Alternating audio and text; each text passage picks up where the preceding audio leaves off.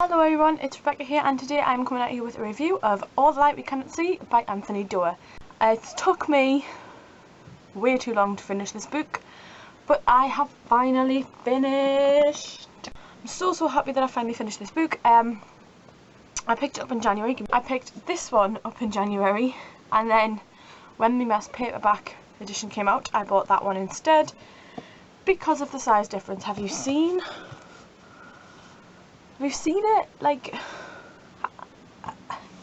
anyway, yeah, pick this one up because it's easier to carry around than this one, and my wrist is just hurting just like actually holding this one, so I'm going to put it back down. So it took me from the point of picking up at about 100, just over 100 pages, through to the end. It's took me about 2 weeks to read altogether, and I gave it 4 out of 5 stars on Goodreads. It was really good in part, but I think if I had have picked up and continued reading when I actually started it, rather than leaving it months on end and then picking it back up, I think I probably would have enjoyed it a lot more. The premise was really good. It's about a blind girl called Doerr. I think that's how you pronounce her name. And she lives with her father. She's blind, so her father creates a miniature city of her, of Paris for her, where they live. And on the other hand, we have Werner, who is a young German boy who's an orphan, and we follow their stories from Paris and Germany as the war breaks out and how the war affects their lives. And at one point they actually interlink, which was the bit I was waiting for, and it took way too long to get to for my reading, to be honest. I actually peg marked it on Twitter and on Goodreads. I actually updated my status on Goodreads to say, thank the Lord that finally happened, because I have been waiting all flipping book for it. It was good in parts, and I did particularly like Doerr's father and great uncle Etienne, and Madame Manette, I think she was called, who were her guardians, who looked after her when her papa was not there. I did think Werner had a heart full of love and mushiness, and he was a very misguided character in this, in the sense that he was an example of when good turns bad. Obviously we know in hindsight how the war went, and at the time Werner was just a young boy who was enlisted like every other boy to join the army, and to join the German army and to join the Hitler Youth, and then it all obviously spiraled from there.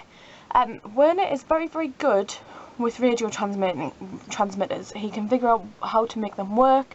He can track down a transmittance, and that is basically what he gets enlisted in the army for. Now his sort of role is not like right out on the front. It's sort of squashing the hopes and dreams of everyone else behind the front lines. So basically he goes round with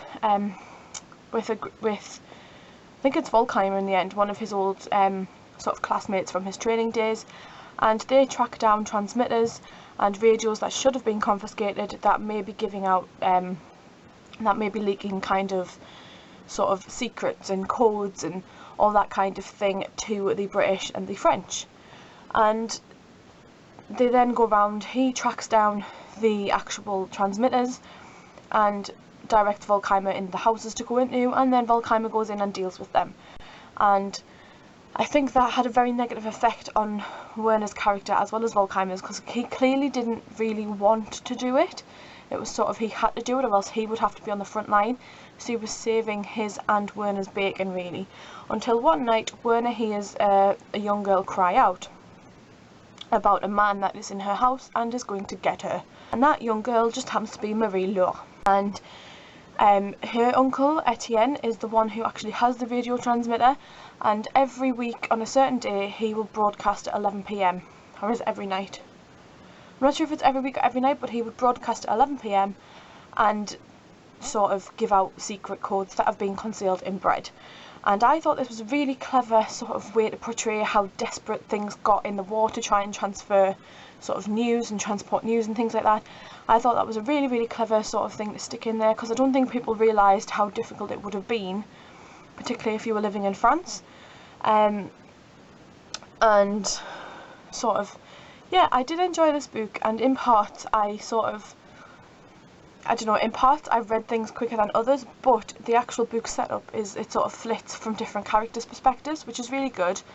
So you don't get too bored of a character quickly, and everything's told in the third person, but we focus on a different character. So, for example, one chapter will be about Werner growing up in, like, and what happens when he's growing up and things like that, and then the next chapter will jump to Marie-Laure, who is struggling to find her way around Paris without her father at first, and the story of Marie-Laure dealing with her blindness struggling in new cities was absolutely fascinating for me. I really enjoyed that aspect. There's not much bad to say about this other than it was my own fault really that I didn't continue reading it from the point where I picked as soon as I bought it and started to read it. I sort of started to read it and then put it down in the middle of January and then didn't pick it back up until like June. So it's my own fault that I didn't actually read this quicker, but I'm so pleased because it did feel like it was getting tiresome. So yeah, I give this one 4 out of 5 stars, and I'm sorry that this is a really quick, sort of not very spoilery review, but yeah, really enjoyed it and I highly recommend it. Thank you all for watching. I'll see you soon with another video.